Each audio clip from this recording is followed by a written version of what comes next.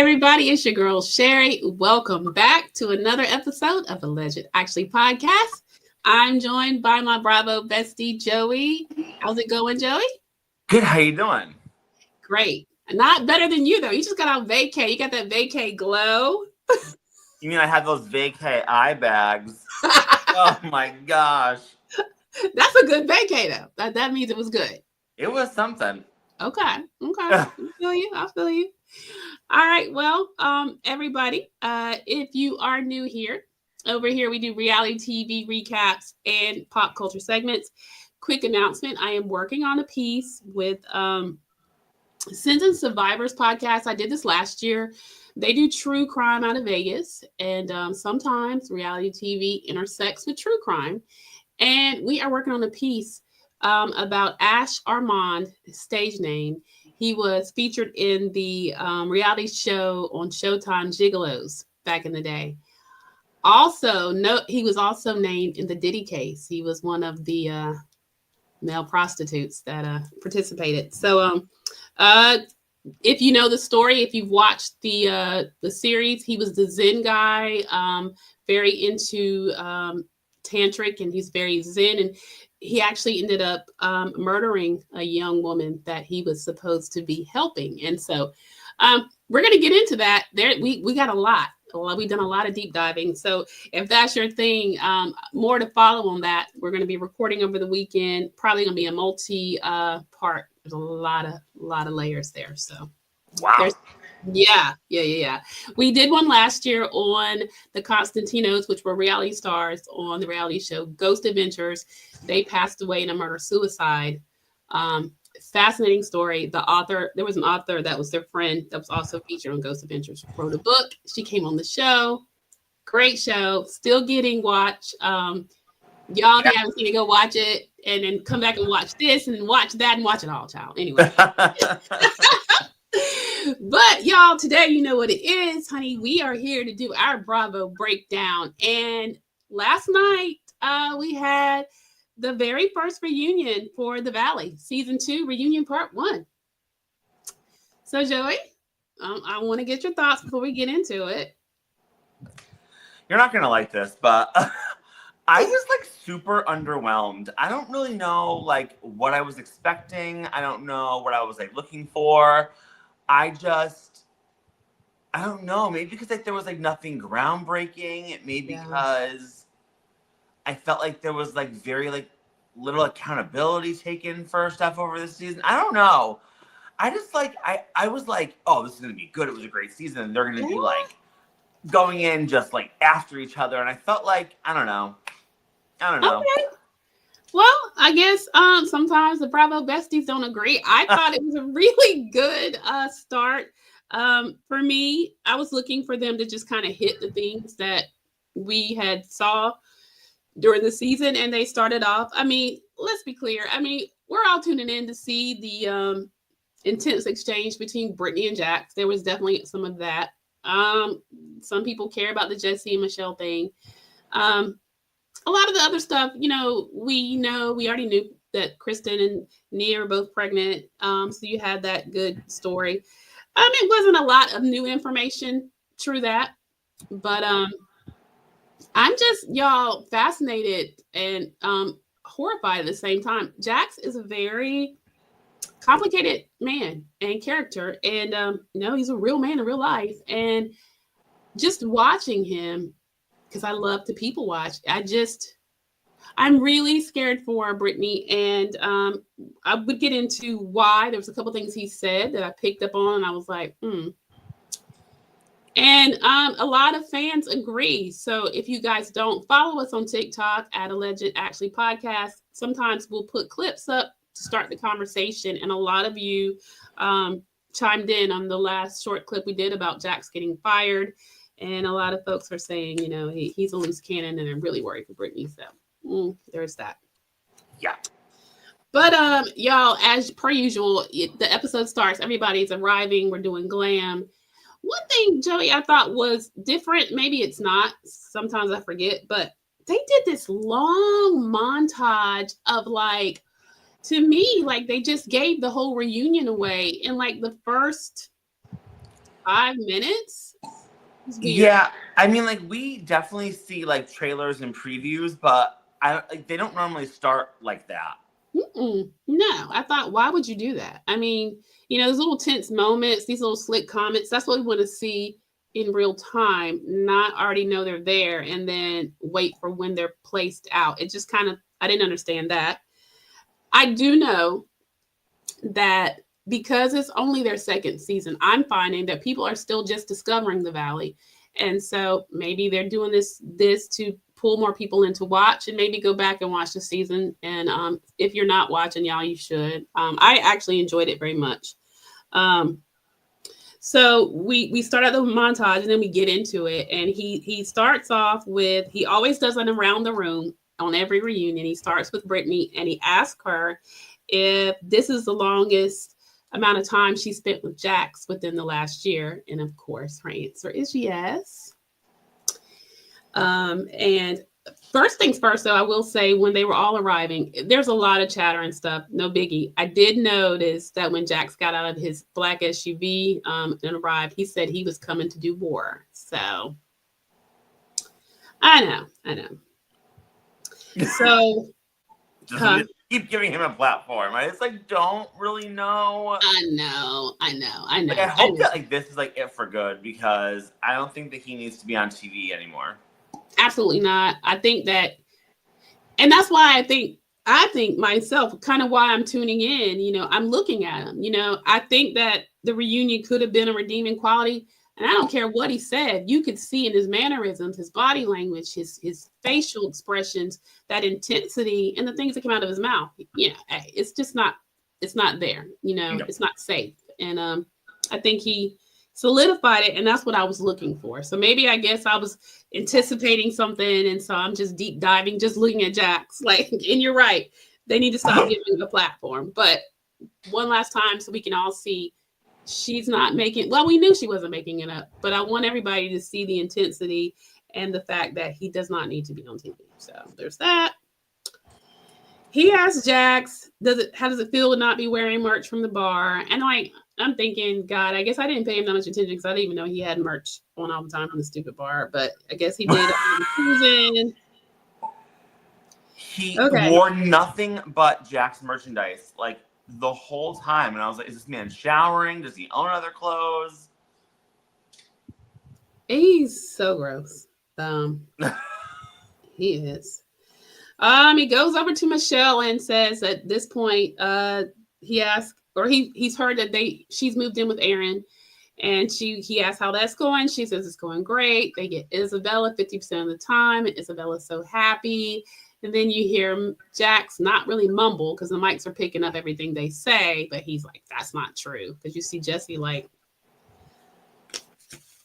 We also find out, though, I don't know if it's true, allegedly, that her and Aaron aren't together anymore. I heard. Yeah, so, once they moved Dizzy, that's when you really know. I mean, Aaron got to see firsthand. She wasn't maybe so great, but... or maybe it was Aaron, God knows. Those eyes. Maybe waking up to those eyes every morning really got to her. Can you just imagine, like, rolling over in bed and it's just like... No. I would be like, dude, you got to wear shades or something because you're stressing me out. I can't do the bug eyes. I can't do the bug eyes. No. Yeah. It's like it has to be like a medical condition, right? Something. He looked so crazy in the last episode, y'all. I look back at some of them thinking, and I don't see how she could have found that remotely attractive, but whatever. Still I'm waiting for him to blink. I mean, I guess, yeah. I mean, he's just, yeah. Listen, got nothing. So he goes over to Jesse next, and he mentions the tidy whities, the underwear, the baggy, the baggy tidy whities. And he said, thanks to Zach, he has moved on to something a little better. He is now in high cut briefs and Calvin's only, of course. What else, right? That man got roasted for his underwear, and I feel very bad for him. I know. Because it's like everything is not meant for TV, guys. But it was funny. It was funny. Kristen is up next, and we find out she is 33 weeks and 3 days pregnant. And she makes it known for people not to stress her out because her water could break at any time. And so then he asks Luke how he's feeling being here, and he's like he's a little bit nervous or unprepared because he has no go bag in case they have to go to the hospital. Hopefully not, because it's a little bit early. But then over to Nia and Danny. They're obviously clearly pregnant as well, and Nia is 34 weeks, and I love how they're so close. That is so cool. Like, really? Like, what are the odds? I know. Their due dates, we find out toward the end, are literally, which I figured it out when they were saying, they were close, but a week apart. That's crazy. Crazy. So crazy. They talked to him a little about the 4 under 4. He asked Danny how many times he's going to say it. He was like, probably a lot. And you hear this deep sigh from Jax. So miserable. So miserable. So jealous. Then Andy asked Zach about how Benji enjoyed the Scro Talks. He's like, I would like her to know some more. Honey, Benji don't really see it for you like that. I'm sorry. Benji is over here from Canada just trying to get his best life in SoCal, baby. I'm sorry. I love you, Zach, though. I love you down, but... Oh, I love Zach, but... Yeah, Benji. and I honestly, I feel bad because I feel like it's definitely more of a one-sided relationship going on. Isn't it sad? Because even when he was calling himself comforting Zach at the party, it was like this hug, like, okay, bring it in. You know what I mean? I feel so bad because Zach thinks that's his husband. And who's to say? We'll watch and see how it unfolds. But it doesn't look like Benji is giving him that energy to me. However, who is going to get married? We find out Jasmine is engaged now to Melissa. Love that for them. Love it. They're planning to be married next summer. And Janet is rail thin, y'all.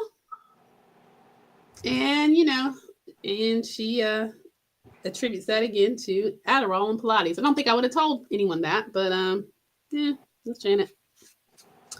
And then he asked Jason if he's wearing his ring, and of course he is. So we actually get into the actual meat of the show now. He starts off with Kristen, and he talks about how this season it's like shocking that she's the voice of reason. And she's like, I know, it's crazy, right? Who would have thunk it? But y'all, not me either. He was like, maybe crazy Kristen is finally retired, and she's like, she's still in there, but in different ways. And I was like, yeah. But y'all, she was the MVP of this season as far as at 1,000%. Yeah. No doubt. Yeah. So I hated this, but I guess it needed to happen. She started off with saying there was one moment, however, that she wasn't very proud of. And she apologizes to Janet for calling her a whore and threatening to beat her down or knock her out. Listen, that's part of her growth. We talk about how she's grown and voice of reason and all that, and she's fully evolved. Probably right thing to do, but wrong person, unfortunately. But yeah. And I feel like in an adult conversation, right? Like when someone apologizes to you for something, then you take ownership of the part that you played. Mm-hmm. But of course, we would never expect that from someone as awful, infantile, you know what I mean? And a fan as Janet. So absolutely. Yeah. She basically is like, I appreciate your apology. But yeah, that would have been her moment to talk about one of the millions of vile things she did all season. And right. Nope. No, God forbid. God forbid. So then Andy asked Brittany and Jax about the divorce and when they were going to get divorced. And she said, hopefully soon. She said, y'all, that this man called her and said that he was going to prolong it to find out first whether or not he was getting kicked off the show. Because if that were the case, then he was going to go after her for alimony. Y'all, I mean, well, first of all, that's an inside thought. you think? Like, but again, like, this man, like, literally has, like, zero social cues, like, zero awareness of his surroundings. And obviously, like, we all thought, right? Like, is he going to come on the reunion and try to turn it on and try to, like, gain some people back? Is he going to try to own what he did? No. He No. continued on this horrible path we saw him on all season and, like, just doubled down on, like, everything. I mean, it's honestly, it's, like, mind-boggling. It is mind-boggling. Obviously, the man is out there just no PR, just no anything. He couldn't. And then whomever his therapist is listen. Well, according to Jasmine, she said it's Chat GPT. So. Oh yeah. Listen though, Chat GPT be dropping some science sometimes. I'm like, hey, am I wrong? Check me. Well, you're not wrong in how you feel. I'm like, Chat GPT is, but he needs a little bit more than that. But yeah, that was funny. She did. It might have been like my favorite line of like the whole reunion. And it was just like a silent comment to like Zach, but it was so funny because it's so true. So good it was. It really was. Yeah, so he tries to pull it back and say, oh no, I didn't say that. I said, I was waiting on the podcast, something with the podcast, and she was like, oh no, that's what you said. And Kristen, being Kristen, always taking up her friends, she's like, nope, Brittany doesn't lie. And she was like, no, I can tell you verbatim what you said. And so basically Jax then, kind of retreats back and is like, okay, then, it's okay. That's what I said. We know. Literally. There's no soul in there whatsoever. So. Right. And, he alluded to that kind of stuff while they filmed anyway. So it's like, it's not far-fetched. So at any rate, Andy asked Jesse and Michelle what were their goals for the night. But before he can answer, the mic picks up Brittany saying, I'm literally shaking. And Jack saying, you should. And, that was on the trailer that went out. And a lot of people were talking about that as if, that's a threat. They're really scared for her. He definitely said it. And he definitely looked at her like, and sometimes, they edit stuff, but it looked, who else was he talking to? I don't think that was edited. I think that was just, this man clearly does not care about like anything.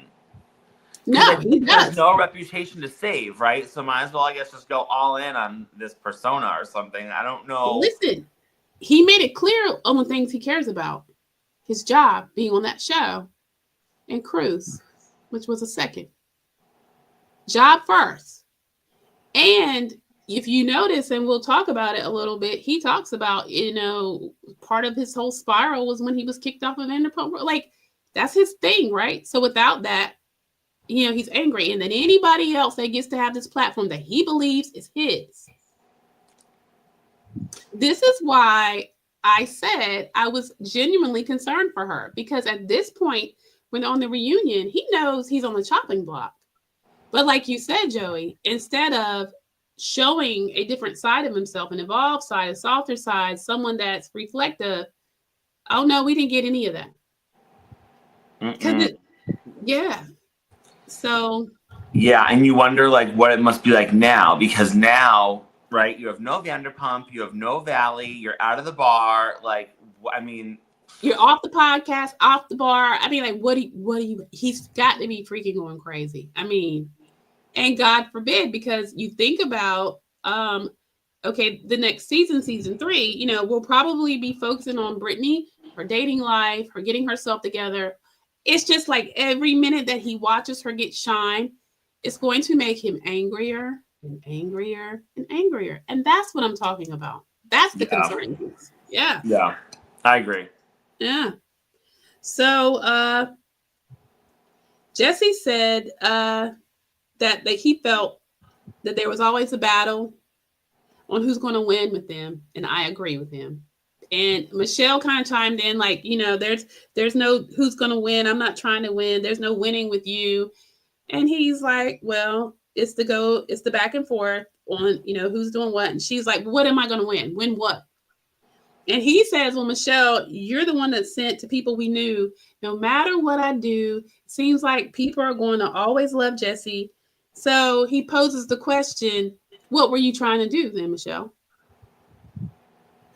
And she can't really answer. She goes, right. Well, yeah, you have this charm and people think you're funny. So yeah, people are going to naturally love you. And then he's like, okay, then what were you doing if you think that people will love me? Then what were you trying to do, like to undo that? And she's like, you know what? It doesn't even matter whether people love you or not because I know who the real you are. So I'm like, girl, that was definitely like a slip that she didn't think he would maybe pick up on, but he definitely did. He did. So it's like you were trying to smear him. You can't stand it that, he has this thing over you where it appears that you were unfaithful and you trying to justify you wanting out of the marriage. And instead of owning that you weren't happy, like the human part of it is sometimes you're just not happy. You go apart. He probably did make her feel the way she said. I believe that. Oh, I'm sure he was a nightmare to be married to. But to invalidate any of his feelings, to try your best to paint him in this horrible light, like you did nothing. That's where people just don't see it from Michelle. I mean, look, people break up all the time, and we can get with the fact that she didn't feel seen or appreciated or whatever. That happens, and sometimes that's even how infidelity creeps into a relationship. But what's not relatable is when you act like you did nothing wrong and this man was just so vile. Yeah. But also, like, Jesse has like redeeming qualities. Mm-hmm. He is funny. He is likable. I love his friendship that we've seen grown with Kristen. I love how he is with Luke. I love how he is with Zach. Mm-hmm. And then every scene with like Michelle, she's just this like dark cloud of like negativity. You know what I mean? And then like, so for her to get mad, oh, well, people like Jesse, blah, blah, whatever. Girl, look in like the mirror. And like, I'm sure you weren't always this way. And maybe it is some PTSD, whatever, with Jesse, but you re-signed a contract to come on a show. You knew he was going to be on. You knew you were going to have to coexist. But you did nothing to fix like your energy, how like you act. You literally then let him win because you were so focused on him the whole time. Yep. And it was just this big ball of like negativity. It was a big ball of negativity, and she wanted to shove Aaron down everyone's throat that he's this just great, wonderful guy, and Isabella loves him so much, and and we saw it. It's like even when Jesse sat down with Aaron, it's like, okay, I mean, we're not seeing what you're seeing. I'm sure he's, but girl, like I said, everything he tried. Nothing there. Nothing there. He didn't answer any questions. There was really nothing of any, he kind of just, oh no, it's just 2 times, about the honey and something. I don't even remember what he said. He's not even memorable. He was just, again, putting him next to Jesse. And I'm not saying that she had to be with Jesse. I'm saying for us as fans, girl, nothing. Jesse will outshine him in every scene, and you too. Yeah, I agree. So, then he said, okay. He said that was okay. So we already got past that. We go over to Kristen and we talk about her fertility journey. Basically, guys, there, we know that they had tried, and toward the end, it was a lot of frustration. Of course, she said when she went back and watched it, it made her realize how lucky she was. And they found out, y'all, they were pregnant 2 weeks after they wrapped. And that is amazing. Amazing. Amazing. He kind of asked her, what did she do to increase her chances? She said she did the hormones, and they did start the IUI, which increased her chances by 10%. Funny thing, he asked about the wedding. Kristen just seemed like, Andy, please, but I think she just wants to focus on her baby right now. And nothing wrong with that, honey. Absolutely not. No.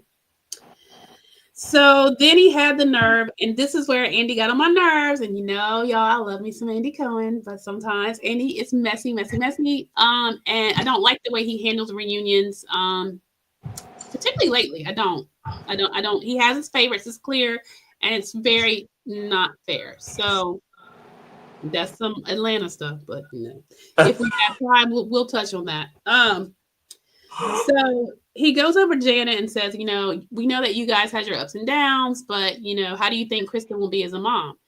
First of all, who cares how she thinks Kristen will be as a mom? Why are you asking her? Right. You got Brittany, who's a mom. Yep. You got Nia, who's a mom. Why do you want Janet's opinion? Who cares? Literally no one cares. I don't even know why Janet's there. Exactly.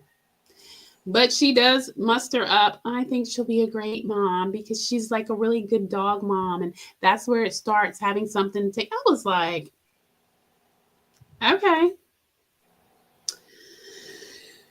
So then he goes over to Nia and Danny, and he asks her about, how this pregnancy is. And she says it's great.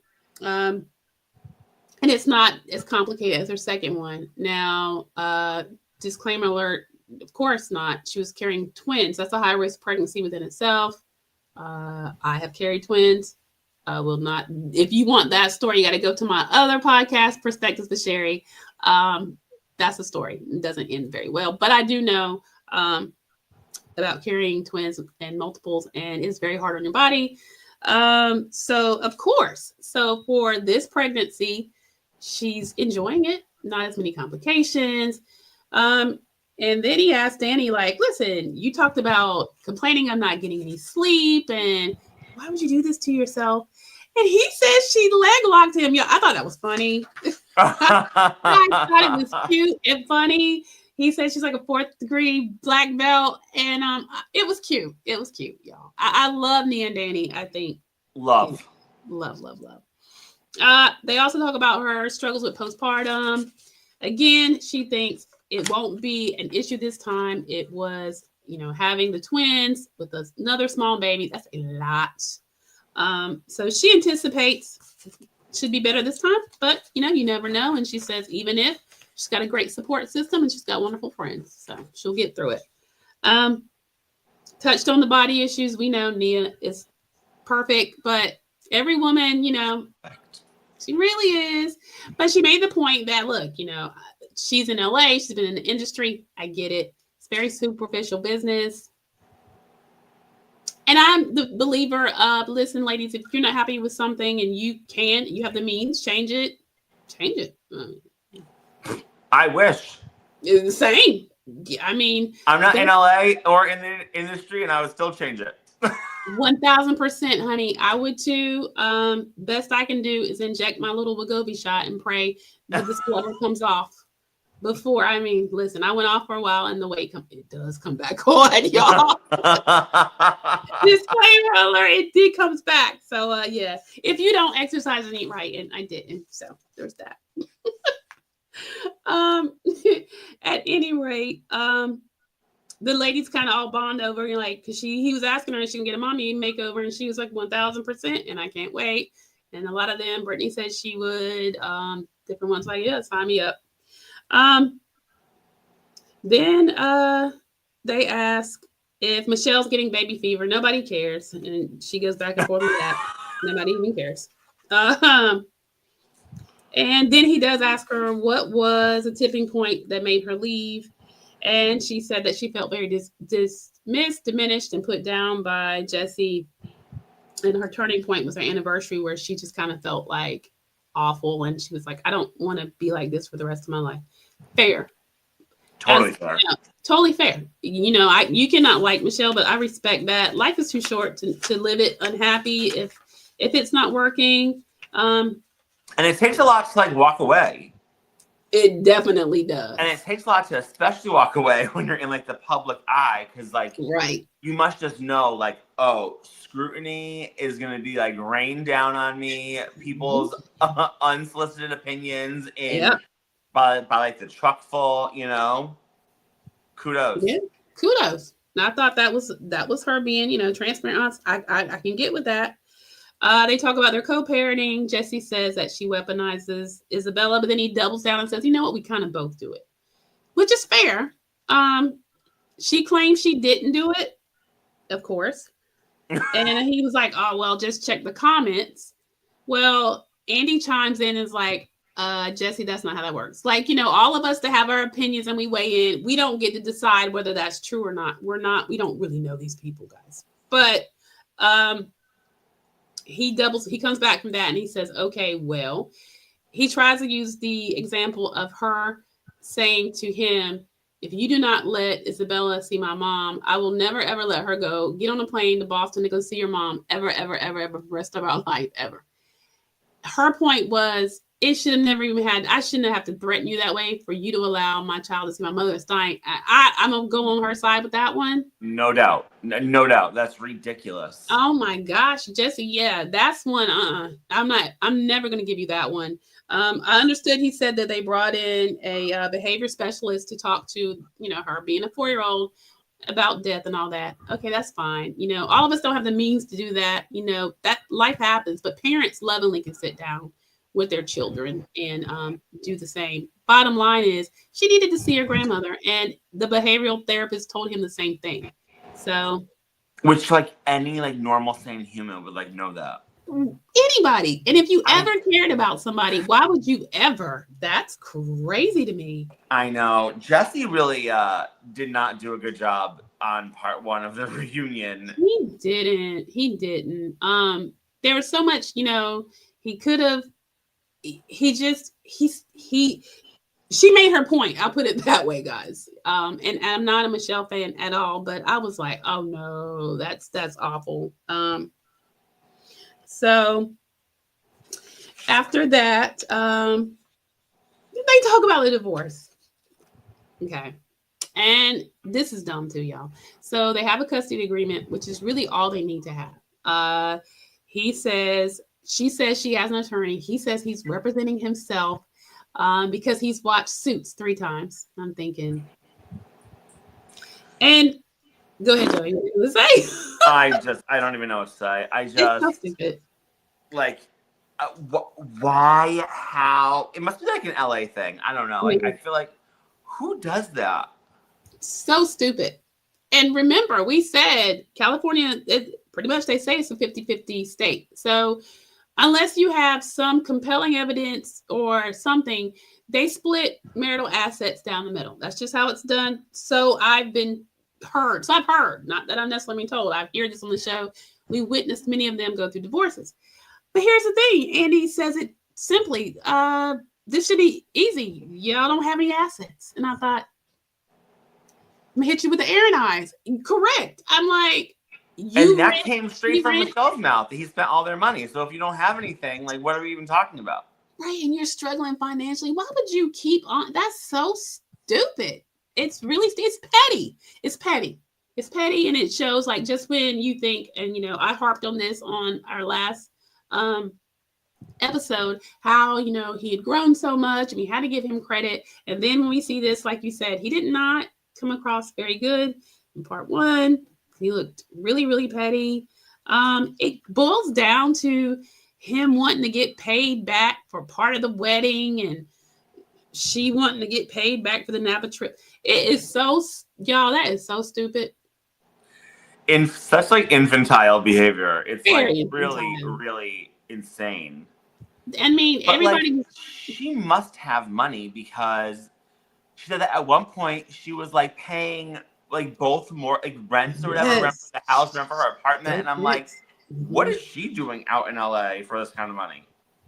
I don't know, but she did say that she was holding down 2 rents, honey, and Jesse is struggling to barely get by on 1. So I don't know. And then there's more talk of him saying like, listen, it was dumb. There's no value added. He makes the mistake and trips himself up and says, I reached out to my attorney, and everybody's like, didn't you say you were representing yourself? Seems like you reached out to yourself.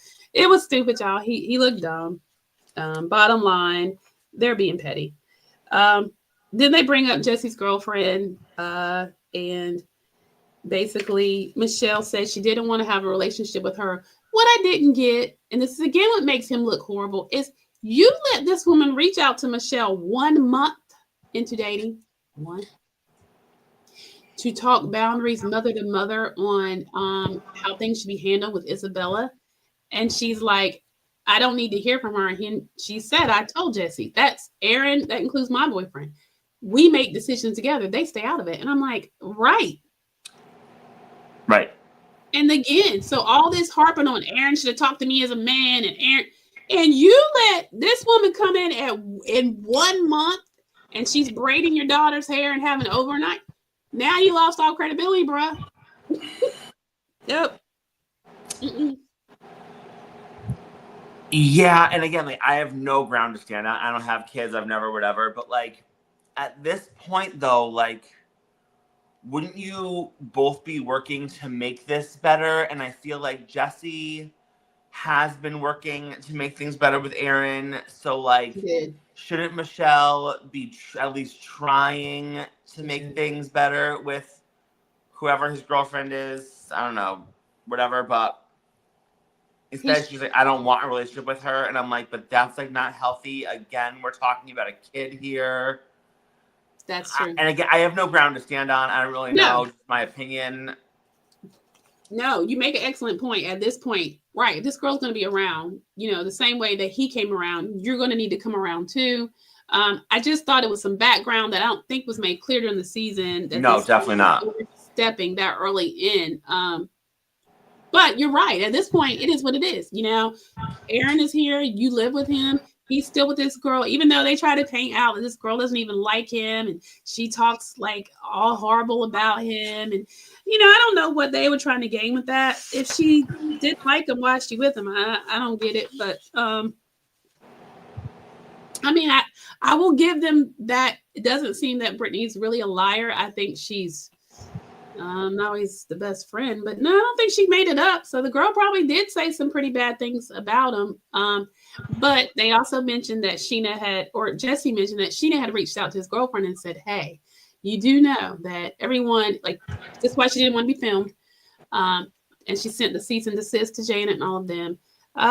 Something about like if she was affiliated with Jesse on the show or whatever, that no one was going to like her. And she's in the industry, apparently on Baywatch, which still wondering which one, but whatever. So yeah, there's that. So then, y'all, we get into Andy pivots from them over to Jax and says, so Jax, do you think it'll be hard for you when Brittany meets someone and decides that she may want to introduce him to Cruz? And he's like, yeah. And Brittany's like, oh my God, every other day, anytime I'm talking to someone, he sends all these horrible things to me. And then they flash back to all of his therapists because he's like, you're right, I'm working on myself. They flash back to all these therapists that he's talked to over the years, even during Vanderpump Rules. And he admits that Brittany had been on him for years to go get some therapy, but, he didn't listen. And Andy asked if his Monday sessions had improved anything, and Brittany was like, no. If last night was any indication of if it's helped him, let me tell you, has it not? He went to the worst rehab center we've ever seen. Believe it or not, he came out a worse person. Worse. And whoever his therapist is, I hope he doesn't share that name, like he shared the name of the rehab center, because it's very bad PR. Because, I mean, like last night was awful for him. It was awful. And how naive, I still say, because he says he has these every Monday sessions and that Brittany gets every Monday from this said therapist the results of a drug test. Hopefully, she's getting actual pictures of it. But girl, you don't know whose urine that is. You don't know what's going on. Exactly. Plus, I'm sorry. Therapists don't conduct drug tests. They I don't know, where we're going off on this tangent in the story and who's believing it, but I don't. I don't believe it at all. And she says she randomly tests him or whatever when he's over there, but he knows when he's going over there. And y'all, one thing about Brittany, she's getting stronger, and I'm giving her okay, you're finding your voice. But when it comes to that, man, she's still very, very stupid. And yeah, I'm like, girl, please, that doesn't even sound right. They touch on the reconciliation between Jesse, Kristen, and Luke. We know how that went. Kristen hears him out and says, that his apology was a good one. That it wasn't I'm sorry, but. And Michelle's like, yeah, but I feel like you're being manipulated by him. And Kristen was just like, girl, bye. It was extremely, extremely. She felt like it was heartfelt. She even said the moment that they had on screen seemed one of the most raw, vulnerable ones. And Michelle was, outnumbered, so she shut up eventually. Thank God. Right. All right, guys. From there, we go over to the boys' chat. Danny, telling what Jesse said in the boys' chat about Michelle. Not a big deal. We know what happened there. He said that she was sleeping with a billionaire or something for $1,500 a night. And then he ends up in turn telling Michelle, because he gets cornered, because, once you say that, Luke's going to tell Kristen and blah, blah, blah, blah, blah. And so, ultimately he is out of the boys' chat. And they ask who's still in, of course, the guys. They said it's just Jax and Jesse, so I guess Jason's not in there. And they said they didn't want him because he had the Android. It messed up the whole flow, which that is true. I've been in group chats. The Android, everybody stuff and it jacks it all up. So that is true.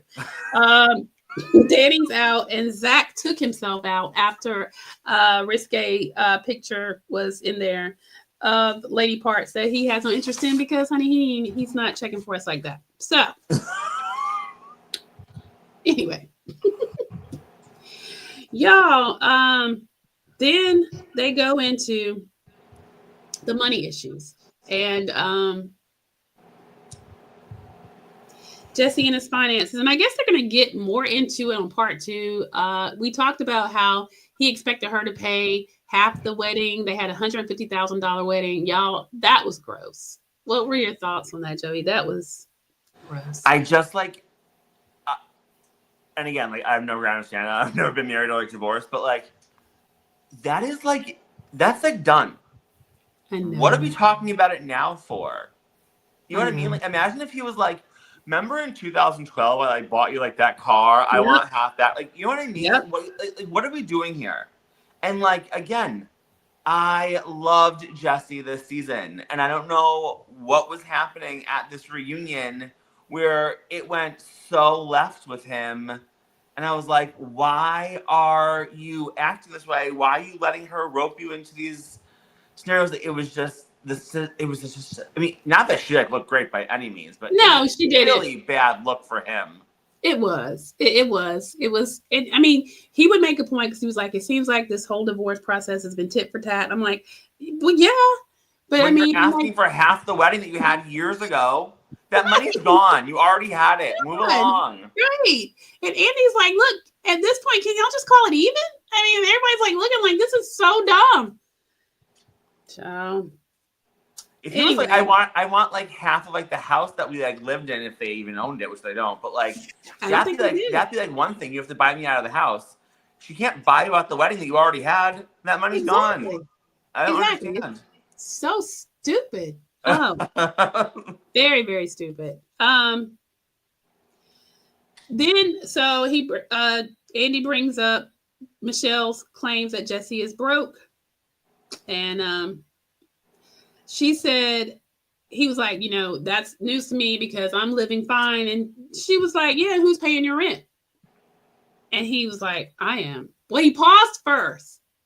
And then she was like, okay, well, who's been lending you the money to pay your rent? I was like, ooh. Because it goes right back to that Venmo, right? Uh-huh. Uh-huh. And they're supposed to be, I think it's part, who knows? It looks like it may be addressed in part 2, honey. It's probably gonna be part 3. I mean, who knows? But they will circle back to it where they're going to specifically ask him about that money, like who it's giving it, what, the nature, all that is. But yeah. So I mean, I guess like anyone can have a sugar daddy, right? I mean, listen, I'm not mad at you, but like, let's don't front like you got it. And I mean, I guess it's not anybody's really business. It's not anyone's business per se, but it's gonna come up. And she was like, he said, look, Andy said it was no secret. You brought it up at the Zen party that you were struggling financially, and that he was like, yeah, I went from having 2 incomes to half the income with double the expenses, and he admitted to Kristen and Luke that he was struggling. So that's not new news, but okay. And so she said that she had to move out of their shared home because he wouldn't leave, and so she had to find a new place. And that's when she said, he was like, no, I didn't say you had to leave. But she was like, basically, you're saying we were going to stay in this house. I had to sleep downstairs, and you think I'm going to stay here? And I'm like, yeah, that's crazy. Listen. All right. So then, it's sad because I really had hope for them after like the finale where like they sat down, they talked things out, they got along like the Zen party. They were like the only 2 people that didn't fight at like the Zen party. And I was like, oh no, here we are. We're back at ground level. Same crap, different day. Yeah. It was they were right back at each other's throats, guys, as if all that we witnessed and watched meant nothing. So then y'all, we get over back to our wonderfully dark couple, Brittany and Jax.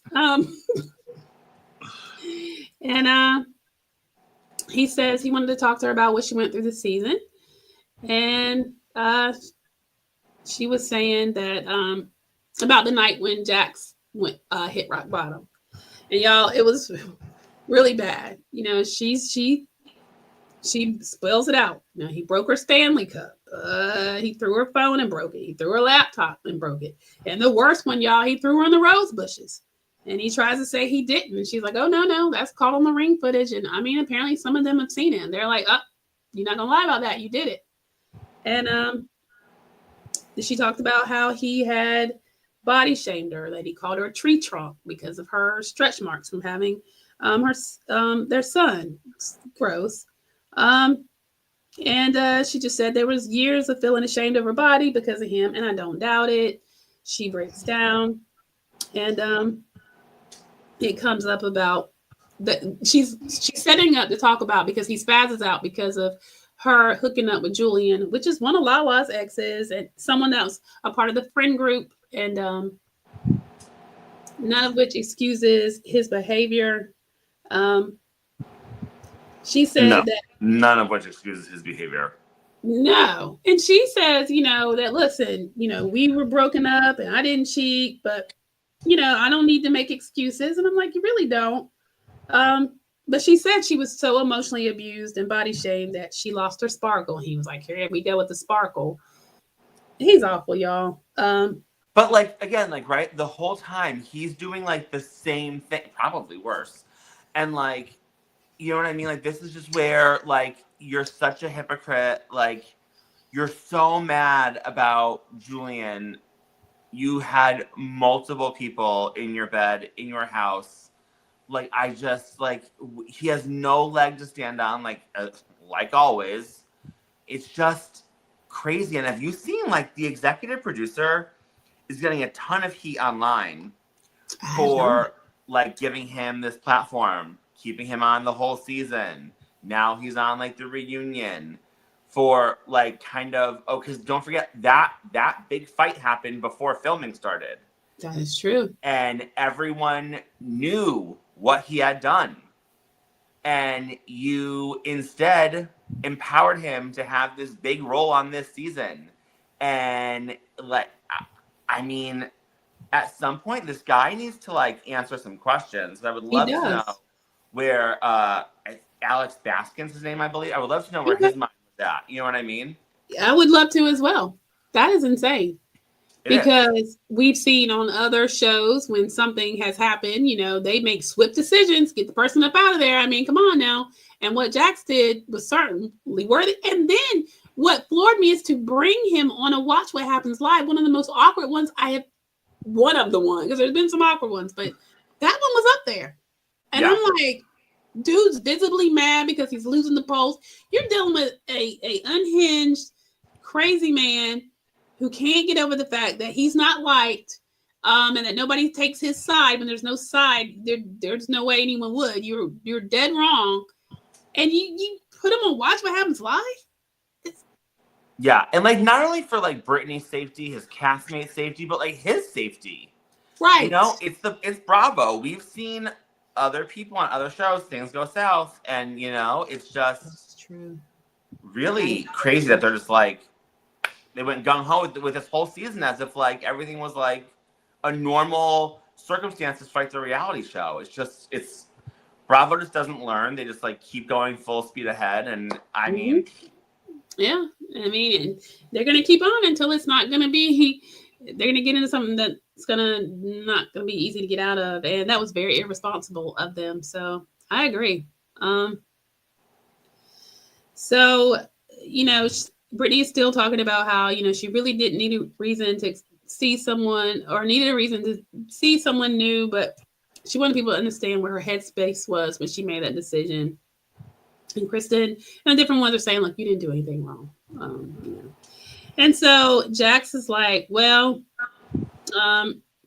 he has his voice shaky and he says that this was a period in his life where it's rock bottom.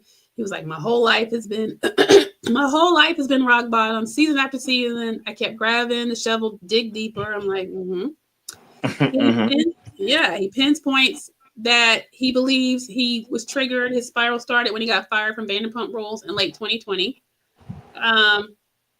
That losing his longtime job sent him into a tailspin of anger and addiction. And without the show, Brittany became the primary breadwinner. And he began to resent her. He said felt emasculated. And then he goes on kind of subtly to blame Bravo for his unraveling. And so, you know, true to Jack's form. No accountability, like always. No. And Andy's just kind of look at him like, so you're saying, let me get this right, if you hadn't been let go from Pump Rules, none of this would have happened. And he's like, I'm saying it didn't help. Y'all come and get this man off the screen and take him away immediately for some medical attention. I mean, sincerely, mental health is real. And that's crazy. And I'm not making light of it. I mean, he has a real problem for real. And it's really concerning. It's extremely concerning. It's extremely concerning. I mean, if a person ties their well-being to that, and I mean, let's be clear, we're not talking about anybody, you know, like if anybody lost their job, it would be life-changing. And, you know, I've heard of people, you know, that have spiraled and become depressed, and some have done some really awful, sad things because of that. But what I'm saying is for them, and particularly someone like him who's so ego-driven, when you're tied to a show like that and there's fame with it, and you need that validation. And, you know, he's a womanizer. And a lot of these women are only paying him attention because he's on this show. And his whole, even though he didn't grow up on TV, that was a big part of his life. And so to lose that, you know, losing that limelight, losing that fame, losing that clout, and that, you know, it's doing something to him. It did something to him for Vanderpump. So you think on Valley, it's not?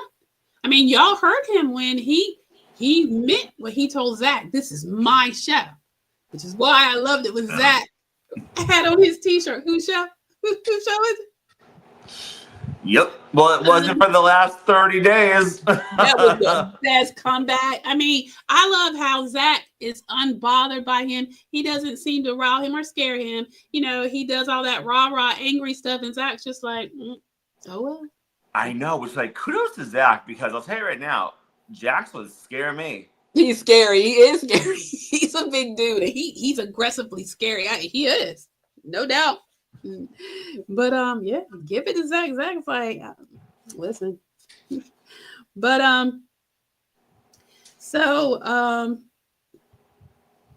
okay, let me catch myself in my notes. Oh, they also said something about he admitted that he delayed oh no, we already talked about that, filing the divorce until he knew whether or not he's fired. Okay, y'all, and this is kind of where it wraps up. So she then is like, you know what? He was saying, you know, he finally sought help for his addictions. He claims he's 156 days sober from everything except weed. I don't believe that. And steroids? She asked him about steroids. And he's like, but did y'all notice he didn't, I don't feel like he did a strong no. It was kind of like he said it, but it wasn't a strong no. And she was like, was he drinking on Watch What Happens Live? No, he said it was water. Okay, so and he was on there with Schwartz. But I do remember when they asked him how long he was sober, Schwartz looked at him like you're lying. Yes, you are right. Mm-hmm. Yes, you are right. Schwartz did make a face. He did. So like the last time you drank was what? Like the finale? Come on. I don't believe that. You were just like chugging like vodka on the rocks on the finale, and now you're all of a sudden and talking about Danny while he's just pouring it. Y'all. He admits, guys, that he went to seek help because he was going to lose the two most important things to him, which again, y'all, his job and his son. Okay. Brittany was nowhere in the mix. Job, son. Job first listed every time. Job first. Get that right. Job first. Oh, y'all, you know what? I still forgot to tell y'all this really exchange between them that I thought was back when we were talking to Danny and Danny was talking about possibly getting a vasectomy. Jack said that he would go with him happily, hand in hand, to get one. And that's when Brittany said, yeah, because if you don't, you'll have 20 baby mamas. This is when Brittany was getting her voice. So I have to highlight this. I can't leave this out. And Kristen was like, you know, give me 5 on that one. They get into an exchange about who's sleeping with the dirtier person. He said, you sleep with dudes that have slept with porn stars. And she's like, you're with OnlyFans models and porn stars, so what does it matter? He claims there's condoms all on the floor. And she's like, honey, at least I use them. I was like, And she said, I wouldn't touch that dirty dick with a 10-inch pole. And he was like, well, that's not what you said 4 months ago. And he starts off saying at the aquarium. Then he's like, no, it was at Hooters. And, you know, you were drinking. And everybody was like, boy, please, just. She probably did say, we'll hook up one last time. She did. But she's like, that's before I knew what was going on down there. So in other words, no.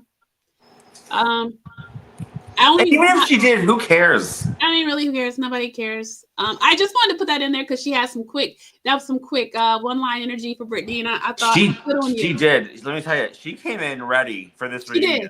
She did. She's mad. She is mad at that man, honey. She came ready to get him all the way together. I loved it. He just looked like, and you don't always expect to hear kind of stuff like that come out of her sweet little mouth.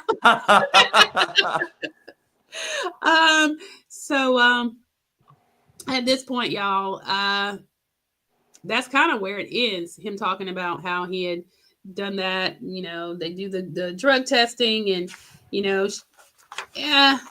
To me, it was, I thought, a fair start to the reunion. Hopefully, they will dive deeper into some of the things that, I mean, you know, I guess they hit on the main things that we even remotely kind of cared about. But, we'll see. I want Janet in the hot seat, and we'll see about that. I want a whole part dedicated to Janet in the hot seat because she has to make up for getting a free pass like last season too. Absolutely. So I would hope we would see that. And they're going to go at Danny. You know that Danny's going to have his time. That's going to come back up. I saw where Jasmine brings it back up again. Jason, they would have it no other way. But that's where I hope that Andy Cohen, which I know he won't because I feel like he has like sucked at his job like recently. But that's where I want Andy to go to like the actual viewer questions, the viewers' opinions. Yes. Because the viewers had Danny's back 100% and the viewers want Janet gone with Jack. So like I need them to know. Well, I mean, I'm sure they know because Janet, as we know, is a fan. And Janet, we know, like, reads all of our comments. Right. But, like, girl, like, get gone. Get gone. Go. I'm sorry. Danny was the wrong person to pick for a weird storyline you tried to create because it was ridiculous. It's completely ridiculous. So yeah, that's my hope that they'll get into all of those things. So you guys have to come back next week. We'll be talking about part 2. Real quick, I did want to just talk about, because I did separate episodes for Real Housewives of Atlanta 1 and 2. I did not want to for part 3, y'all, because quite frankly, I was over it. I will say this. Shamea lost on the reunion, and I hate that for her. But I will be honest. And Joey, feel free. I want you to jump in because you probably have a different opinion. I started to not see it for Shamea anyway toward the quarter of the season. I started to feel like she was being a little performative, and I kept it to myself a little bit because I was like, maybe I'm tripping, because this has no bearing on me like in Portia, because I thought Portia she didn't do nothing. But then at the reunion, she was really shut down. The fact that she had decided to come in and form an alliance, I thought that was truly weak. Shamea has been around the franchise for years. She knows how it goes. I lost Joey. Hopefully he comes back, y'all. Yeah, let me get him back up here. Sorry, I lost you for a minute there. But she knows how it goes. The fact that she would try to form an alliance was dumb. I wish she would have admitted that Portia wasn't a good friend and stood 10 toes down instead of navigating the way she did, letting the ladies expose what she said, not owning up to it. Portia beat her down because Portia is a vet in this. You just fell flat. You went out bad. I dropped what I saw in Media Takeout, guys. I might have to double back. It's not Nestle proven that Shamea is not returning, but it is still up in the air on whether she is. So, Joey, your thoughts? I mean, I guess I didn't really think about it the way that you just described it, but now that you say it, I do see like what you're saying. But I just felt like I don't know. As close as like they were, I couldn't get past the fact like was Portia jealous that Shamea was getting like the spotlight? Was Portia jealous? And then like that was part of the reason why they couldn't get over this like hump. And I do know what you're saying about, like, Shamea did not handle herself well at the reunion. She should have, like, stood on what she said. She shouldn't have, whatever, like, backtracked or, it wasn't like that. Yeah, it was. It really was. It was. And you know that you were her lapdog. We all saw it. We saw it. But you came on and, like, you were this wonderful housewife. And you should have stood on that. But this fighting with it just doesn't make any sense to me. I hope they can get over it. I don't really know. I don't think they're gonna get over it. I don't think so either. It's kind of like it's Portia's turf, no matter what she said. And Andy did a bad job of really, siding with Portia and not giving it a fair. He did give Shamea advice on, hey, listen, if you come, you need to own it. You need to speak up. If you are upset about something, it's okay to speak up for yourself and say it. Also, I think that there was another point I really wanted to make, and it just left my brain. That she did. Oh God, y'all! It was. A lot of people are saying, okay, well, Shamea doesn't need housewives anyway. She sure doesn't, but neither does Heather Dubrow. And you guys, you have to realize, everybody's not on it because they want the check. They don't need the check. Some people just like to be on the show. They like what it brings with it. It's the clout, right. Whatever. You're right. She doesn't need the paycheck. That's been proven. But she wants to be on the show, and she's wanted to have a peach for a long time, guys. And she did a YouTube to try to do an apology tour, which was really also fell flat. Everybody, they said, if she comes back for season 17, we hope that she comes back as herself, because when she's herself, that first couple episodes, I was in love. And then she got in her head too much, and it got stupid. So, Shamea, girl, I'm still pulling for you. I hope you come back to 17, and I hope you give it to Portia. I think you held back. You knew some stuff you could have said. And I'm not saying, because she probably wants to see, could they ever rekindle their friendship? You got to be careful, because once you say it, you can't take it back. But also, you don't let, she hasn't been a good friend to you. And yeah, I think she was jealous. And yeah, because everybody out the gate was like, oh my gosh, Shamea is a bright light. Like, I think she's going to be the anchor. Y'all know Portia didn't like that. No way. Ain't no way. And she couldn't get over it. Could not get over it, right? And so this reunion, she came in hot. She came in ready for her. And Shamea didn't come in as prepared. So no, she did not. And you know what? I have to give it to you. I'll eat my words. When it was all said and done, you were right. I did like Angela after all. Yes. The Oak is back. Yeah, she's coming back 17. Yes, Angela Oakley did that. Love her and Charles. Charles ate them up. Dude, he was so good on the reunion, and I was not expecting that. Right.